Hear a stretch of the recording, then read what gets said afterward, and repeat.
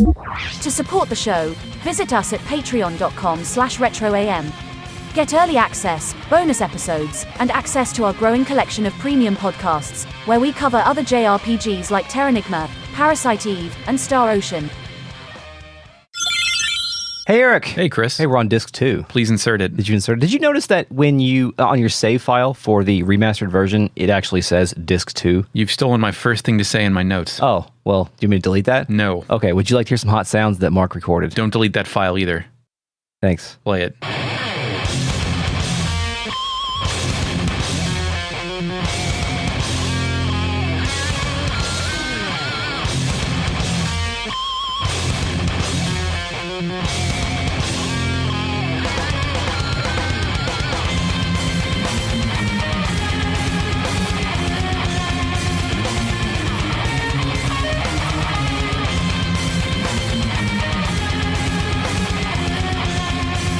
Welcome to Retrograde Amnesia, a comprehensive podcast where we discuss classic JRPGs chapter by chapter, beat by beat. Welcome back to Season 3, Disc 2, Final Fantasy VIII. My name is Chris. I'm joined tonight by Eric. Hey, Eric. What's up, Chris? Hey, we are also joined tonight by The Real Net, a collective of patrons who are listening to us record live. You too can join us at patreon.com/retroam and receive access to The Real Net and bonus episodes and whatnots. We are also joined by the Fake Net, our post-production AI companion, and one of the gathered piss wizards from that side quest in Yakuza 7. Initializing Fake Net. I lack the hardware necessary to urinate, you hideous muppet. Well, I know, but you can like metaphorically piss. With what? How am I supposed to do that? Pervert. I know they're not really. Just never mind. Why are you so obsessed with toilets and toilet-adjacent action? I'm sick of this shit. The first time in Yakuza 7 when I realized like what we had in store for us was when I already fucking forgot his name. What's the homeless guy's name? Som. Why did I forget his name? He's like my favorite character. Namba. Namba. When Namba threw the beans on the guy and the pigeons attacked him, like that was the moment when I was like, oh, okay, I see what we're doing here, and I like it. I like it a lot. That game's out of control. Yeah. So we've made it to disc 2, Eric. Squall is dead. Squall is dead. Squall is dead. He's been impaled by ice. It's a cliffhanger. It's over with. Everything is over. It's a pretty suitable disc-based cliffhanger. I mean, it doesn't really play now because there are no discs, but yeah, it is a really good cliffhanger too. And actually, it was rather striking, like to see the next scene just pop up automatically when I pressed A on the remastered version, because usually you have that transitional moment in which you either save your game and go to bed, or save your game, get up, and change the disc. Like there's a decompression period, but in this case, we don't get that. PlayStation, I don't think, had live disc swapping. You made a save file, you powered off, you put a new disc in. Is that right? FakeNet, did you have to do that? Initializing Fake Net. No, you could just pop the lid and switch the disc when prompted. I know Saturn, you had to actually turn the fucking thing off. I don't really remember. I think you left it on. Okay. I think it stayed on. Well, the FakeNet just told us, so why are we even talking about this? Of course not. We know the answer to that.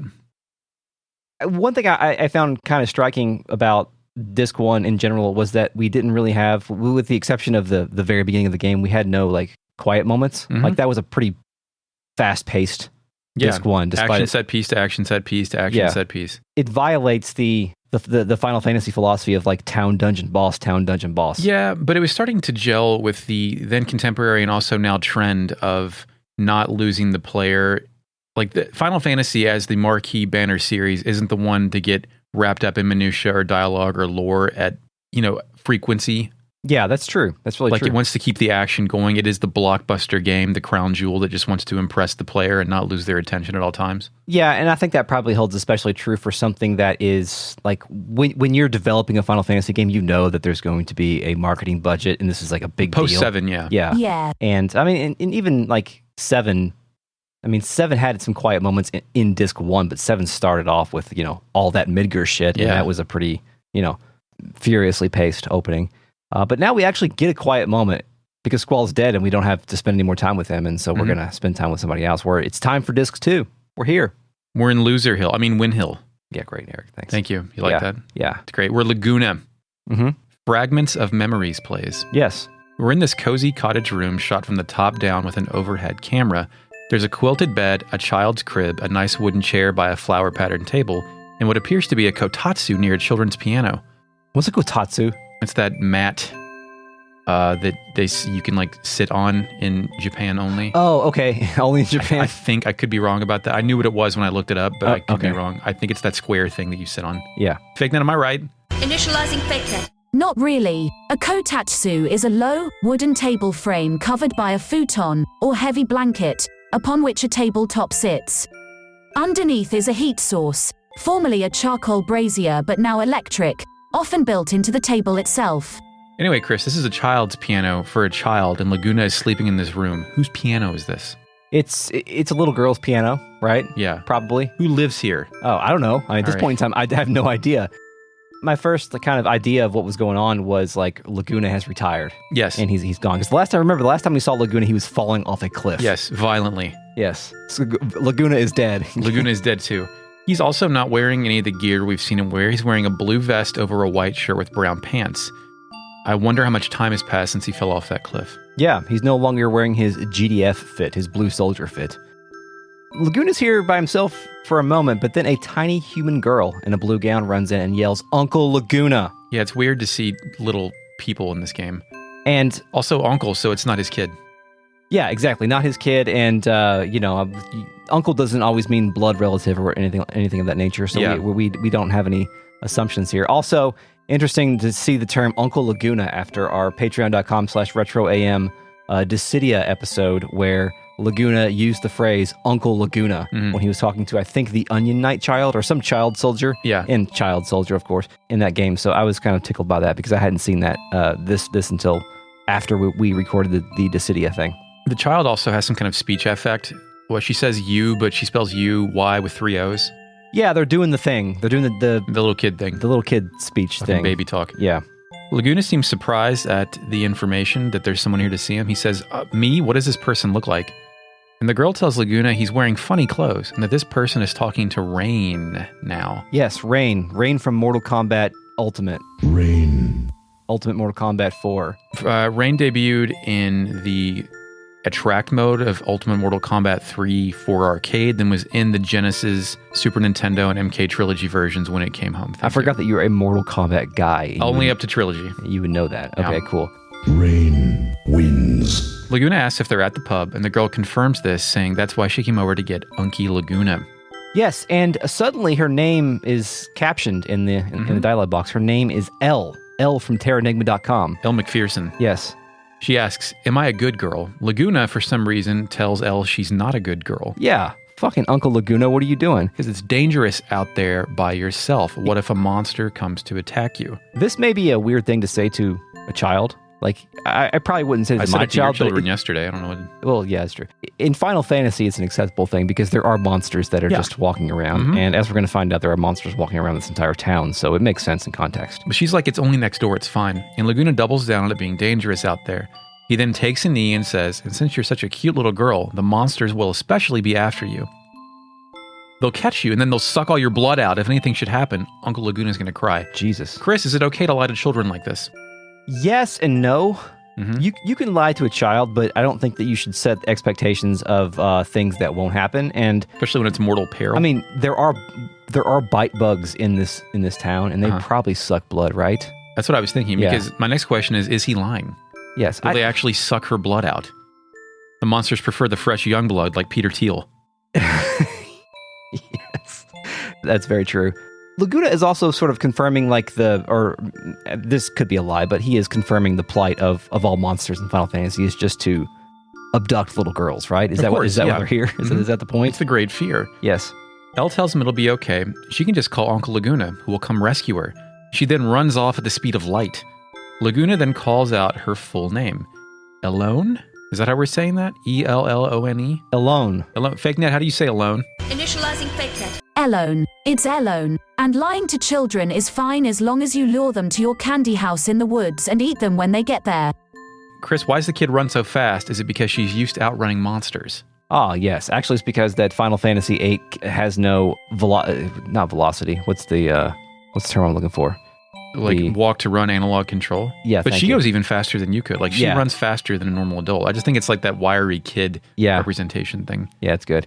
It's time to run after her, but not before I find this secret Kiros draw point in the closet. That's right, dude. Like whenever I'm in someone's bedroom and they're not there, I can start going through their shit, right? Yeah. In real life. So that's what I do here. I open up that closet and a Kiros draw point's right in there for me. Cool. We don't have very many of those, I don't think. No, but we do have battle boost, so it's pointless. Yeah. We go downstairs. The rustic biome continues to spread. Mm-hmm. Things don't seem so organized around here, but I want coffee. I want to drink coffee in Airbnb here. this thing in the woods immediately. Yeah. It's got wooden tables, chairs chipped with blue paint, a stone chimney stove, a wooden bucket of apples or some shit, and ricks of firewood next to a fireplace. Ellone is here and she says, I waited. Am I a good girl? Laguna kneels down and pats her on the head, confirming that she is indeed a good girl, Chris. Thanks. He then walks to the small blue cabinet. On top of it are 2 framed pictures, but they're too low res to make out. Could you see these?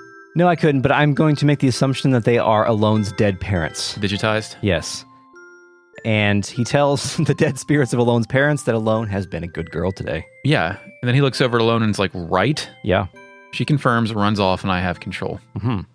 So this is her house, but surely she doesn't live here by herself. No, she must have an adult parent, maybe, perhaps. We'll find out. Did you leave now? I did. I went outside and I say that we're in this rustic European-looking town, right? Cobblestone everywhere. Dog Street's just right around the corner. Fucking Dog Street. I thought we were going to be in the woods, but we're in like a ye old English house town. Mm-hmm. There's a stone square with a cloverish pattern in the center. A blue Galbadian soldier is standing in the center, and 2 more blue soldiers are on both sides of the stairs of this big north building. Yeah. So my first thought here is, I hope this is just a normal-ass town, and it's not a normal-ass town with the Shinra mansion. Oh, yeah. Like, I just want just a fucking, like a Balam town, basically. Nothing special about it, even though you're the video game protagonist, everything has to be special. Yeah. Just give me a normal special town. Yeah, and it kind of is, but the first thing that I noticed, other than the town itself, is that there are Galbadian soldiers here. So that immediately tips you off to something. Like, also, the Laguna didn't desert. Yeah, I know. That was another thing. I thought maybe he had gone AWOL, but in this case, I mean, if he has gone AWOL, then like these guys aren't snitching. Yeah.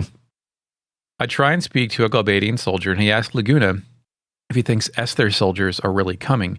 Laguna is like, that was 2 years ago. They would have been here by now. Yeah. But you never know what a country ruled by a sorceress could be up to. So then we get some hints that like they're here to protect someone or something. Yeah.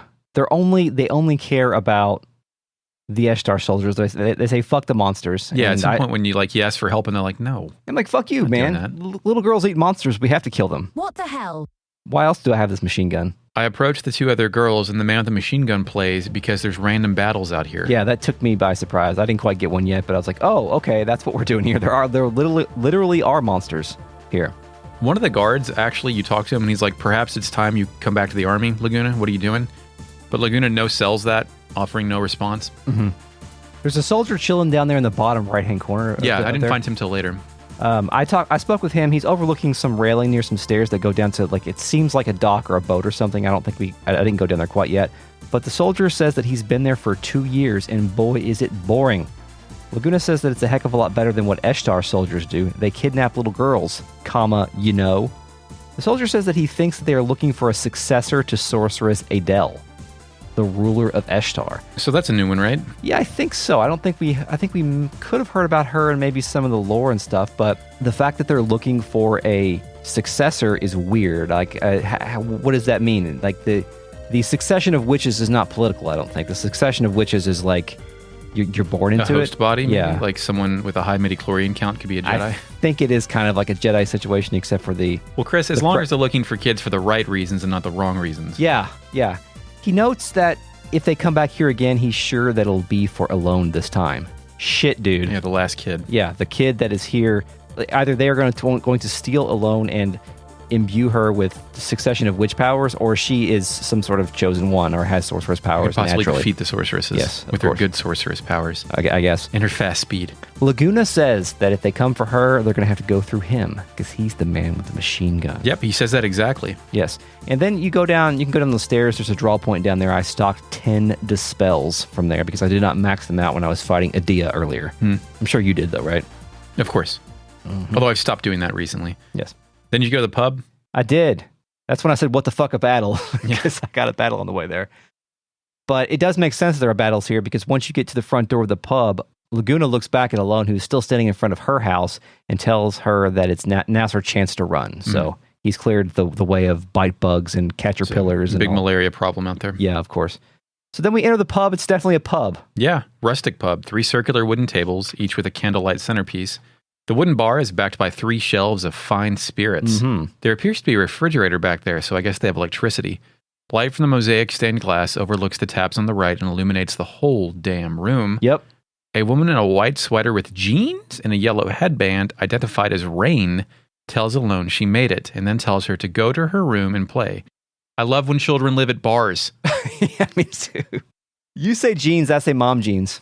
What's the distinction? Are they high waist? I think high waists are back in style now. I think it has to do with... I know. Let's ask a lady. Fake net, what are mom jeans? Initializing fake net. Mom jeans is a slang term for high-waisted women's jeans that were originally fashionable in the late 1980s and early 1990s. In the late 90s and 2000s, they were mainly worn by middle-aged American women and considered unhip by trendy younger women.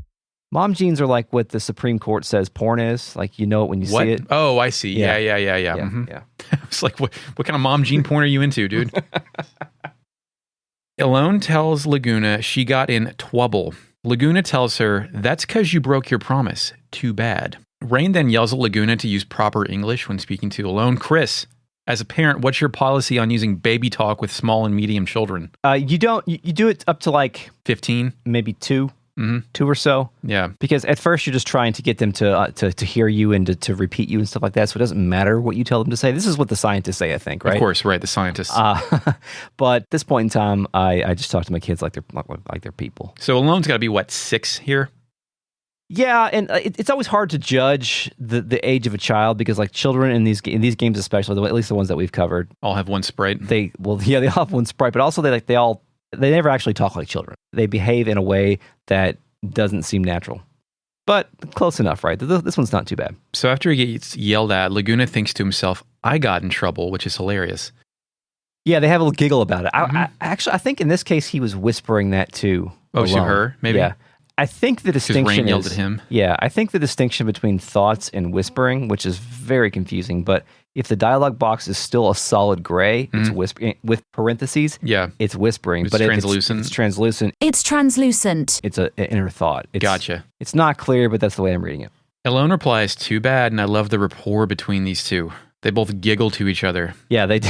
Quick question, Chris. Yeah. Are our dream boys and girls witnessing this one? They don't appear to be chiming in. Also, Squall might be dead. Yeah. I think this is Squall's dream, though. I mean, Squall's dead, but this is his dream because for every dream sequence, he's been Laguna. Yeah. Like, his junctions are on Laguna if you go look. His main character. Yeah. Laguna is the type of motherfucker that would get along really well with children. Of course. You know? Yeah, very childlike. It's perfect. Somebody's weird uncle, but not in the pervert way. We've gotten way more characterization for Laguna in this game than we have for anybody else. Yeah, it's a good point. Despite the amount of time that we've spent with him versus the others. And part of that has to do with the fact that the mission has been the focus of the time that we've spent with the main characters, but with Laguna, the focus has been like, we are developing Laguna's character. He's also more singular as far as JRPG archetype characters go. Like, I haven't known a protagonist as harsh as Squall, but I know Squall. I definitely know Selphie. I definitely know Renoa. Yeah. Well, Irvine's kind of a weird one, right? Yeah. But, you know. A figure emerges out of the right side. He's wearing gold bracers and has a golden shoulder pad piece along with a bronzed cod piece. He looks sick. His body is super red, like he's been berserked. It's fucking Kiros. Yep. He says, "It's been a while, Laguna."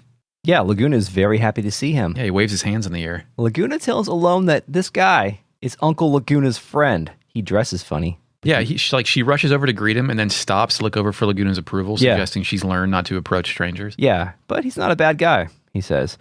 If you speak with Ellone again before you continue on, she dunks on Laguna a little bit. She says that that Laguna too dresses funny, and he's not a bad guy either. Fucking sick. It's good.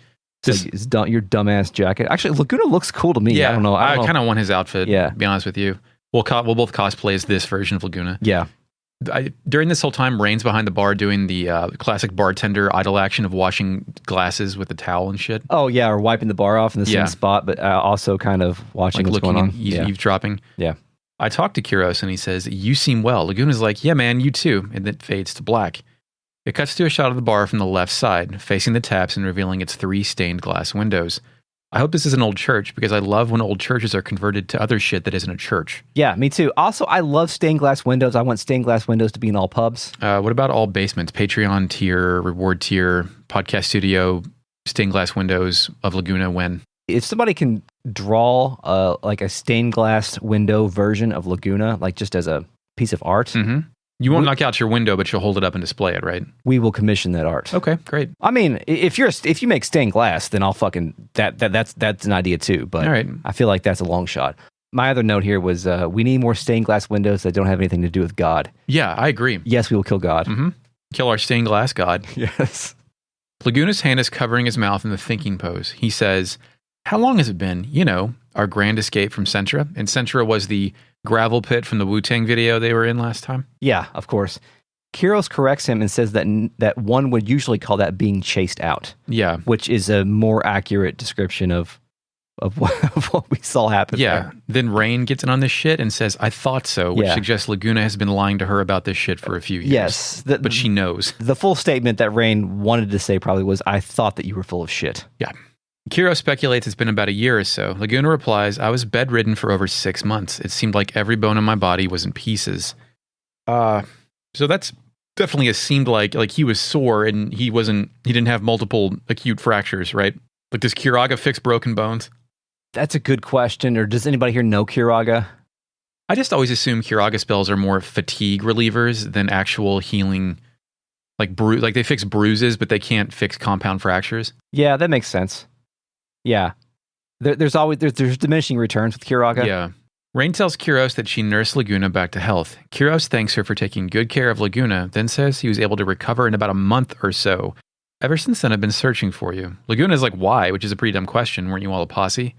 Yeah. Like, wouldn't you try to hook up with your bro? Isn't there some military database you can figure out where your friends are? I don't know. Kiros says he was just killing time after leaving the army. Chris, I'm curious how you get to leave the army in this world. Usually they get pretty upset when you leave. Kiros is like, life is pretty boring without you as entertainment, my man, which is a strange, I don't know, I think I would enjoy hanging out with Laguna, but not in a work scenario where he's responsible for my well-being and general objectives. Yeah, but as we're going to find out, it feels like Kiros doesn't know what the fuck to do without Laguna. Oh, so he's got the Hurt Locker thing where he can't live a normal civilian life without being... Well, no, he just needs to be around Laguna because he doesn't have, he's not able to go, get into trouble on his own. Getting into... Chris, are you shipping these two right now? Is that what you're doing? Well, I mean, getting into trouble could be a euphemism. I wasn't doing that, but I mean... I can't live... he can't quit Laguna, can he? Now that I think about it... He's here because he can't quit. Probably could ship these two. Laguna is that's a harsh thing to say. I've been living a productive life here. Is that a harsh thing to say? And has he been living a productive life? Laguna? Yeah, our man of leisure. I mean, that's the thing. Is running up and down town... shooting monsters with a machine gun productive or not? I don't know. This place is also if the military is here to guard this supposed source of sorcery, wouldn't they just be doing that anyway? To make sure that little girl's safe. Raine says she understands what Kiros means. Kiros, for some reason, says, so what do you want to know? It's time to ask some questions, Chris. When Raine says that she understands what Kiros means, she means that she understands that having this dipshit around is somehow enriching, although you can't really articulate why, but... He's a strange variable to enhance your life, a flavor enhancer, if you will. Yes. First question, what's Ward up to? Well, Ward quit the army too, which I guess you can do. Yeah. Or maybe his time of service was up. He didn't re-up or whatever. He just opt out of. Yeah. It was because they began to require vaccines. That's why he quit. Luckily, he found a job and he's working pretty hard. He's a janitor at the D block, which I don't think it's actually called the D block. D district, but they're all D. Yeah. Love the D. Laguna can't believe this shit. Ward never got his voice back. Kiros says that you can basically tell what he wants from his facial expressions, which indicates to me that they've not developed. Yeah, it's funny that Laguna doesn't assume any responsibility for this. Yeah, that is a good point. Yeah. Wow. Laguna also says he can't picture him mopping floors, but I'm glad he's doing well. Next question. Tell me about Julia. Kiros doesn't know. Raine asks if they're talking about Julia the singer. Now, if you remember, last time we saw Julia, she was not a singer. She was simply a pianist. Yes, also Laguna has never mentioned Raine or Julia to Raine, which is troubling.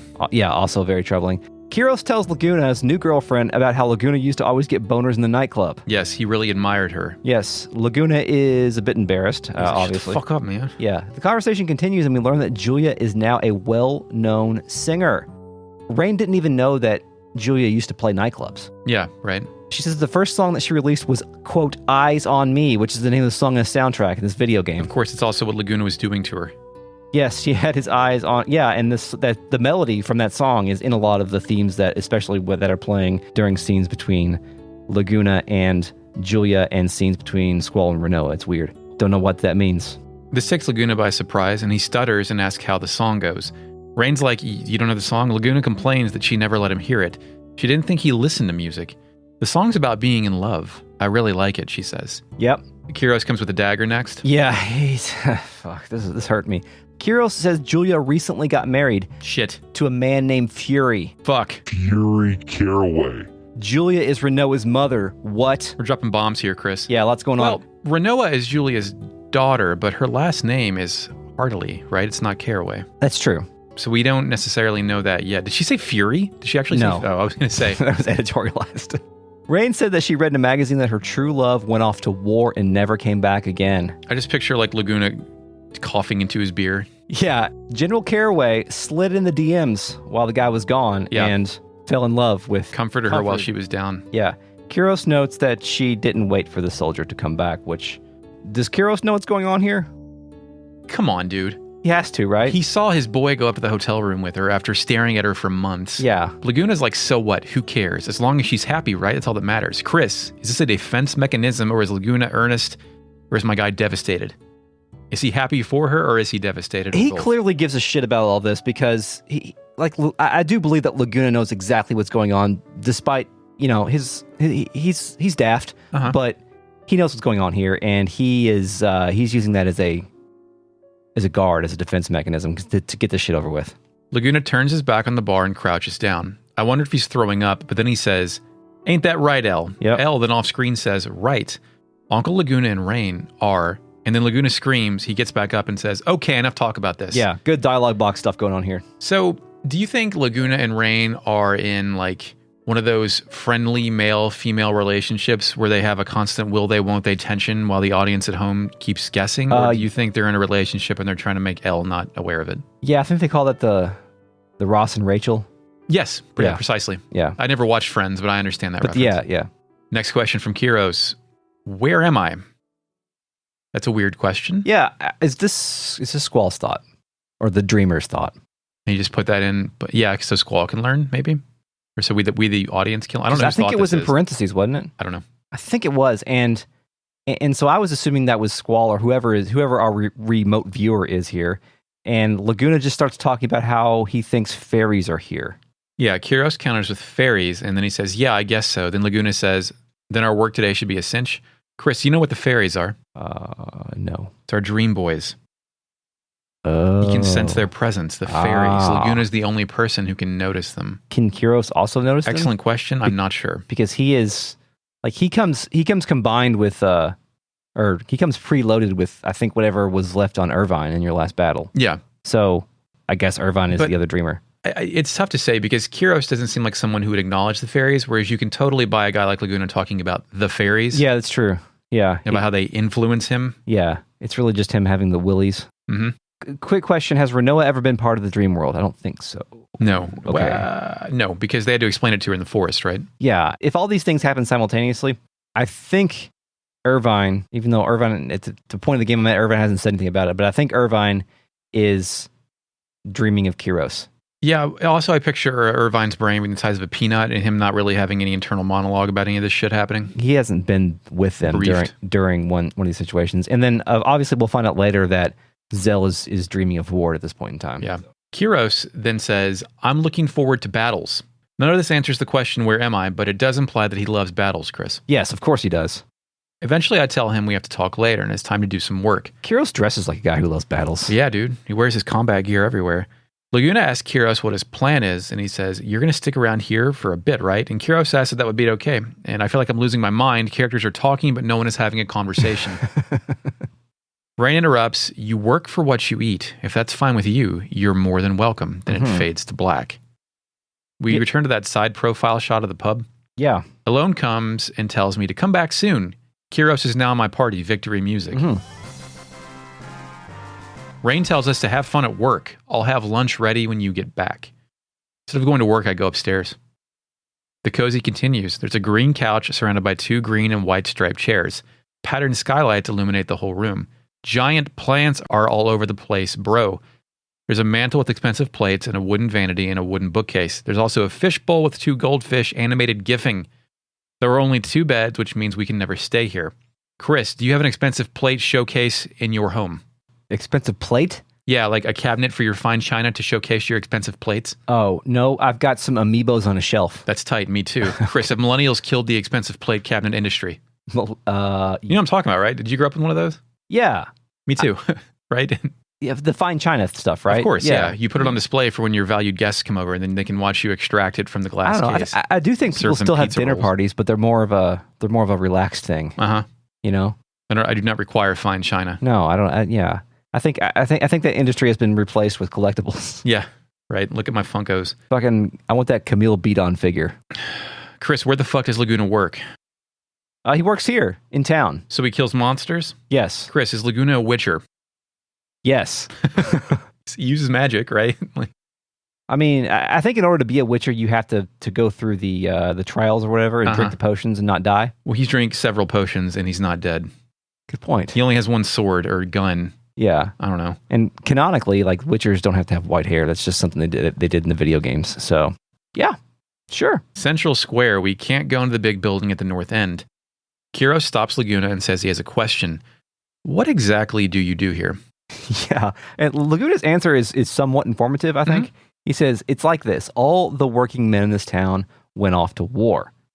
The only ones still left in town are old people, children, chocobos, dogs, and cats. Is that our first chocobo name drop? Final Fantasy VIII has chocobos and cars. And cats. And cats. And cats. Yeah, we've seen a lot of cats. a lot of cats. Yeah. And I'm sure you've noticed, but monsters have made their way into town. Get some fences, dudes. Yeah. This town here took real good care of me, so basically I want to return the kindness. Laguna then stomps his foot and puts his hands on his hips, smiling with pride. Yeah. You're looking at the monster hunter of Winhill, so as of today, you'll be my assistant. The Winhill Witcher. I think Kiros is in an abusive friendship and he doesn't know it. Yeah, good point. So then we can head across the drawbridge and keep moving, right? Yeah, they're supposed to patrol the town up to the entrance. He says if we see anyone in need along the way, we help them. That's our basic duty. So he's also a good Samaritan. Yeah. He's a regular. Like they finally they had to put the JRPG protagonist trope in here finally to walk around and help people in town. Although we don't really do much of that. Question: is the bridge, is that actually a drawbridge? I described it as that. I don't know. I didn't think about it. It looks like one, and if it is, they should put it up. Yeah, put it up. Maybe like, oh God, it's a town full of idiots. So I exit the screen and I expect to see ourselves on the world map, but we're not. We're now walking down an old country road. The left side presents a fenced field full of flowers. I love alliteration. The right side is an open field full of wildflowers and weeds. 2 trees guard the path, and next to the each tree is one of those posts with an arrow signs telling the passerby the direction of the next town. Mm-hmm. There are 3 such directions, but I can't make out what any of them say. Could you see them? No, they're completely illegible, no matter what. Down the path more, I find a cottage with a yellow barrier that the latter prevents us from leaving town. Just kidding, you can walk right past it. Yeah, the barrier is rendered, right? Yeah. It's not part of the pre-rendered, right? Yeah, I think it's actually in the game. There's also a drain draw point here. I must have missed that. Did you go in this building? Yes, this is the old lady flower shop place. Flower shop. Yeah, this town in general loves flowers. Yeah, They must flowers export the town. Yeah, they must export flowers, I guess. In the back is a small table to sit and have some tea or some shit. Natural light from the upper floor windows and electric light from the chandelier continue Winhill's cozy comfort aesthetic.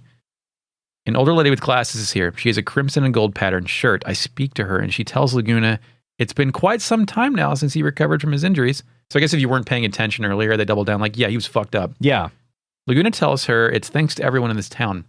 The flower lady thinks this place must be dull for a young lad like Laguna. Perhaps it's time you return to Delling City. Laguna no-sells this. Yeah. Get the hell out of here. Just over with. They continue south. It's an even wider field open on a hill, showcasing a set of desolate mountains in the background. White poppies join the flowers on both sides. There's a busted down fence along with a red and yellow triangular sign warning pedestrians of passing chocobos. Chocobo crossing. Yeah, you can tell obviously that the chocobos do not give a fuck with the fence. They wreck been the shit. Yeah, they don't care. They have powerful legs. I continue south and find even more of this old-timey town. I go in the first house on the left, but it's empty. There's a stained glass window with some kind of blue and white geometric design.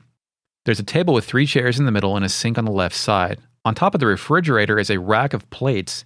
I just now realized cabinets may have not been invented in Final Fantasy VIII yet. Yeah. I go into the church on the right, but it's not a church. Why do I think everything is a church? It's a place called Flowers Restaurant. Yeah. Well, outside there's actually a small town that says hotel. Oh, really? And you go inside. So I think there's a restaurant in the hotel. I see. Yeah, but Very there's good. no one in here. Yeah, like I'm starting to, I get that. Do you ever play Everybody's Gone to the Rapture? No, I'm familiar with the It's a walking simulator, but it's a pastoral town like this. You just explore and everybody's gone, and I just really thought of this. Yeah. There's a big couch over on the left side. On the right side is a massive set of flowers. On the right is a set of tables. In the back is a patterned staircase and a bar. Above the staircase is a wall map, which is fucked. Chris, why is the wall map fucked? Because everyone's gone. It's our planet Earth on the wall map. Is it? Yeah. It's our continent. Really? Yeah. So I think the art department didn't get a communication memo on that one. Oops. I didn't notice that. Wow. Yeah. Upstairs is a set of double beds and yet another collection of wildflowers. Other elements of small town life or furniture stolen from Cracker Barrel adorn this room. If I could create a video game theme park, it would just be a recreation of Winhill. Yeah. Like, I just want to go hang out here. Yeah, let me just go live here. Also, I want it to be empty. As I reach the south side of town, Laguna clenches his fists and says, "All right, our first patrol complete." He tells Kiros they're supposed to report to the commander and then the assistant commander. Kiros is like, "You mean the woman at the pub?" Yeah. Laguna harshly corrects him. "Her name's Raine. Raine, okay? She saved my life. And the assistant commander is Ellone." Also, we've been killing monsters this whole time, by the way. Of course. And they've mostly been monsters that we've faced previously. The caterpillar and the bite bug and the likes. I continue to be amazed how few actual monsters are in this game. Yeah, there's a very small amount. They can lean on the fact that the monsters scale with your level, so they can redeploy them if they need to. Yeah, it makes sense. It's very economical. So this is where I start realizing Laguna's in deep in this small town. Like, this isn't like a thing for him. He's fully committed to the bit here. Yeah. Mm-hmm. Kira says Raine seems like a nice person, but easily taken in by a hotshot, which to me strikes it as a dig. A dig on Raine. Well, I mean, and Laguna for possibly manipulating her. Yeah, that's maybe. true. Yeah. I think whatever affection that we sense from Raine towards Laguna is genuine, though. Oh, yeah, sure. Yeah. But I think Kiros is suspicious. Yeah. Laguna questions the use of the word hotshot, but then decides to step up their patrol. Laguna tells us the assistant Kiros they need to come up with a plan once they get back to the base. Mm-hmm. Is he like a little bit crazy too? Or if he's just like, he's really into the whole, he can't leave his soldier mentality behind. Part of the theme of what we're seeing in this whole section is that like Laguna has left things behind, like the idea of leaving Julia behind and leaving Delling City behind, and he has put up this wall between those two. So you're right, he's fully committed to that, but he's not being honest with himself at this point in time. There's an item shop at the south end of this screen. I approach the door and am greeted by some very weird text. It says, "The hell." Yeah. You've recovered? Now get out of here. And you get 3 reply options. Yeah. First is, "They hate me, but I still have to shop." Did you pick this one? I did. You get to shop. Uh-huh. And do you know something interesting here is that you only have like 6,000 gil. Yeah. And it's free. Like whatever you buy here is going to go with you the rest of the game because you don't have access to the seed money. Didn't know that. Yeah. Congratulations. Shit. But I do like it's funny that's like, oh, you're better? You can get the hell out now. Yeah. Like, they don't like outsiders. Yeah.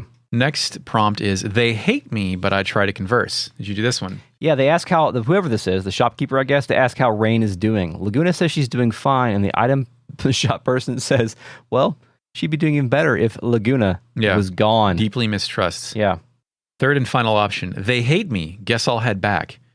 Laguna just says, "Sorry to bother you." Chris, why do they hate Laguna? I don't... He's solving their problems, and he seems to be a pretty nice guy. Maybe he's not. I mean, maybe he's not really solving. Maybe he's inventing problems to solve and just being a dumbass. He's like, it'd be like if we were protecting a town, but we were squishing caterpillars and like fighting bugs. Yeah, that could be the case.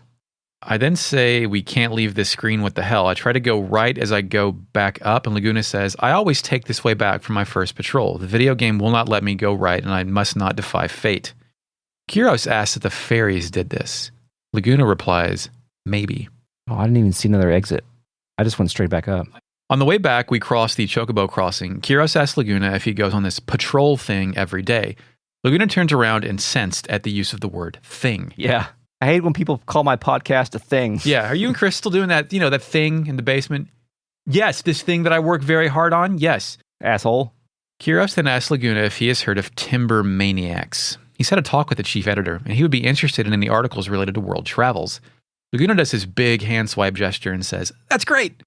Kiros says they should go talk to him sometime, and Laguna turns his back and hesitantly agrees. It's clear to me that Laguna is comfortable with the simple life of being the man with the machine gun in a small town. Yeah, or he likes Raine and Ellone and wants to stay near them. Yeah, there's supposed to be something sad and somber about this whole Laguna in Winhill existence. Yeah. Like he's letting his life go by. He's no longer pursuing the things that he used to care about, and he's here to basically patrol an empty city. Yeah, he's going in circles, right? But also it's kind of a sweet thing. Yeah, for it's Laguna. nice. It's like, who gives a fuck if you're happy? Right. You don't need to have a list of accomplishments. You're just getting by, man. It's okay to have a house in the suburbs and build a podcast studio in the basement. Yeah, it's fine, right? Laguna checks with Kiros, who's in the hand-rubbing head pose, to see if it would be all right if they stayed here a bit longer.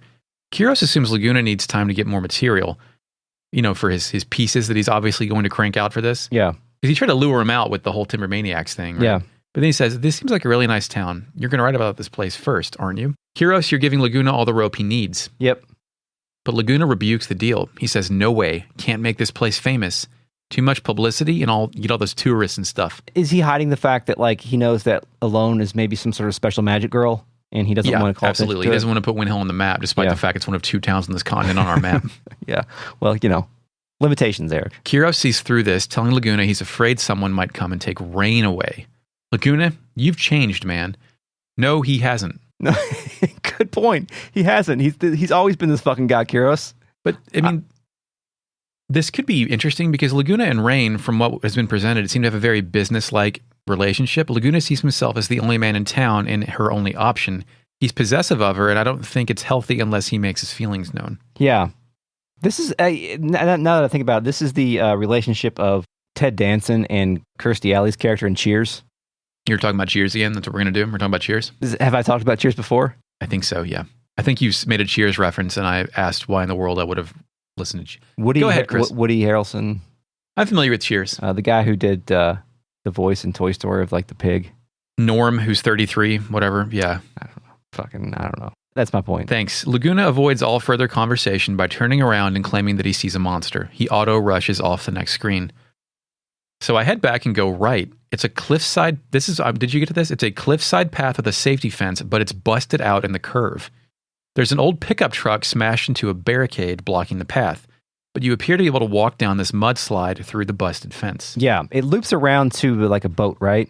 I got another fucked up car, but this one's you're in right. a nearby body of water, having just missed the dock. I hit this on the way there, actually. Okay. Yeah, it was optional. It's like, what is with this place and all these fucked up cars? Before we get too much further, did you see all the deleted content from Winhill from these sequences at the fandom wiki? Oh, no, I haven't. There's an FMV that is the truck.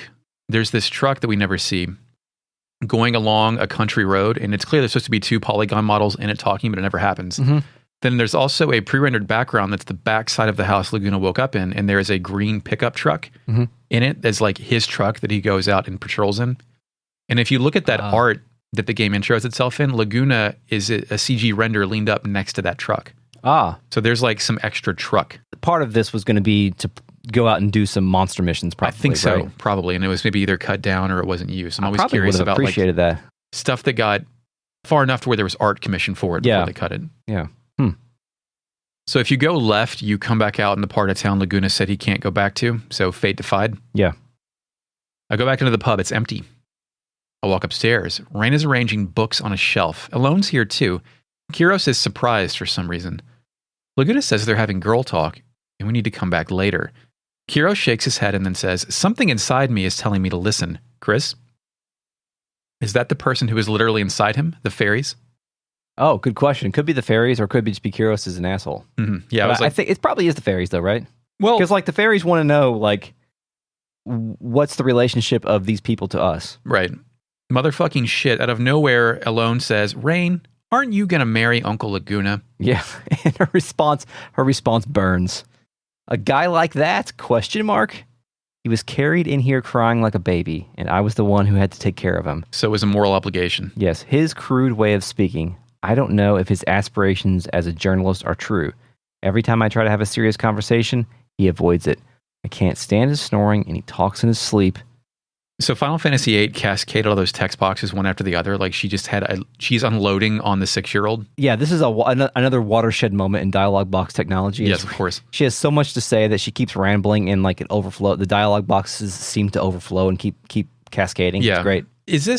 So is she honestly complaining, or is this 90s style humor where she's slowly beginning to realize she likes someone by listing all of their faults? Yeah, I think it's a little bit of that, or maybe in the same way that Laguna is putting up a guard about like not facing his past life, yeah, so she's doing the same thing. Maybe. Two adults not being honest with their friends. Yes, and in except themselves. her friend's a 6-year-old girl. Yes, that's the only person. All their friends are either soldiers or children. Raine turns around, and Laguna and Kiros duck out of the fucking way. Raine then stands in front of the windows and continues, but, and then Ellone fast walks over to her, like in great anticipation, and she says, I think what he really wants to do is travel all over the world. I don't think he has it in him to live in a quiet country town like this one. Some people are like that. Oh, it makes me so mad. So now she's suspicious she might be being used? Yeah. Ellone concludes that Raine doesn't like Laguna. Raine corrects Ellone. I feel the same as you, Ellone. Ellone sits down on the green couch and kicks her feet off the edge. Oh? Then Laguna chooses this time to run up the stairs. Yeah, he gyrates a little bit for some reason. He does reason. like a shoulder shimmy. Like, it's the weirdest mocap thing this game has done so far. He's acting like he's huffing and puffing, like he just ramped the stairs or something, maybe? Oh, smart. I get it. Like he hasn't been there eavesdropping for the past 5 minutes. Oh, fucking, I just got here, man. I can't. What are you guys talking about? Jesus. Damn. Then we can approach Raine and give our report on today's patrol in monster extermination. Mm-hmm. He turns to Ellone and says, including Buku Bukus and Bun Buns that a sister commander Ellone oh so hates, I've exterminated 25 monsters. Oh shit, I got 21. Oh, okay. I like how it has killed the more than me. I like how it has the S in parentheses. Did you notice that? So if you kill one, it still works. Also, when you're walking around, Raine will rotate to follow Laguna wherever he goes. I don't know what to read into that. Raine will? Yeah. Oh, interesting. Okay, cool. Like she's got her eye on him, maybe. Yes, Raine thanks us, and says, shall we eat before the next patrol? She says, all right, thank you. And does she give a shit about this, or is she just happy to have a reason to keep Laguna around? Ooh, good point. Because we've previously speculated that he's swatting flies. These patrols are meaningless, but just a way to entertain himself and Ellone, but we'll see. She tells us to go wait in our room. Yeah. Which is great. You seem pretty tired. You should take a quick nap. I'm like, thanks, man. I have been wanting to go back and access my save point, so. We are out of content. Please go to sleep. Yes. I go to my room to save my game. It says, time for a little break, and you can press rest or keep working. A light nap, perhaps.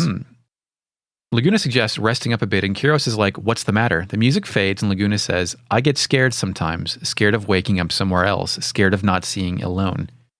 So he really wants to be here. Yeah. Kiros kind of corrects Laguna and says, or maybe throws another one on the pile and says, scared of not seeing Raine? Mm-hmm. Laguna continues, what happened to me? I feel, what is this? I'm feeling. Laguna then begs for it to be this room when he wakes up. Please let me be in this puny bed when I wake up.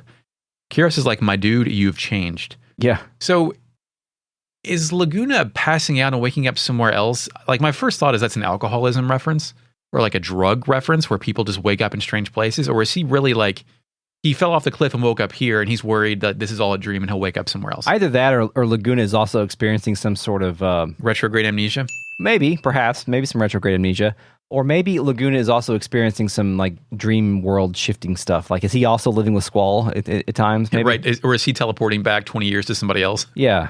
That's the DLC who Laguna's going back to. Surprise, it's Cloud. You played Final Fantasy VII demo. And that's it. Scene's over. That's it. Podcast over. Flashback ended. Disc 2 over. Yeah, thanks. No, not really. Let's consult the RealNet. Okay. Initializing RealNet. It's a strange time for our podcast. It is a strange time, which there's not a lot of comments because we're having recording this podcast like right at the end of the workday in the Eastern time zone, which means other people are probably working on a Monday or not wanting to listen to us. This is my defense mechanism for no one coming today. No, it's fine.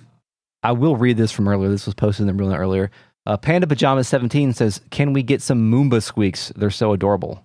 mean, that's for later, but Yes. you want to hit the play button? Give them to us now? Will that work? Will that be piped through? I'm not recording the PC sound, so... Son of a bitch. Damn it, never mind. I'll drop them in. Okay.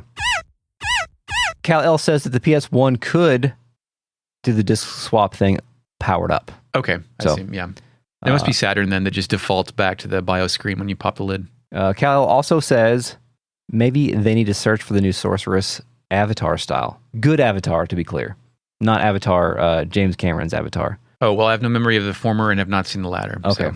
The The M. Night Shyamalan movie, right? Of course. No, yes, but no. I play Legend of Korra. That's in that universe, right? Yeah, it is. I mean, the point. platinum The point game. of the Avatar is that the Avatar is reborn into a new body or whatever. So maybe that's what happened with the. Oh, like an Avatar. Yeah, like an Avatar. Huh. Not James Cameron. Well, I mean. No, like the user profile picture, my avatar. Oh yeah, my Avatar. Yeah, great. Okay. Is there a sequence in Avatar where he says, "I must be the Avatar"? Or no, where it's like in the Mortal Kombat Annihilation cadence of "That was my animality." Pretty cool, huh? It's my animality. Probably. Okay, great. But Avatar podcast coming soon. I don't know. That's how whatever. If you like Avatar, it's fine, but I'll judge you for it. This episode has been a production of Retrograde Amnesia, recorded on today, July 12th, 2021. Thank you, Mark, Shepard. for the intro music. You're welcome, Chris. Find us on Twitter at RetroAmnesiaPod, and if you like us, please consider supporting us on Patreon. If you want, at patreon.com/RetroAM. You can get early access, bonus episodes, mini-series, voting rights, a stereo mix of the show, and access to the real net. Email us at podcast@retrogradeamnesia.com. Until next time. Yes, we will kill the mother god, the sorceress. And now you may dream that you were a moron.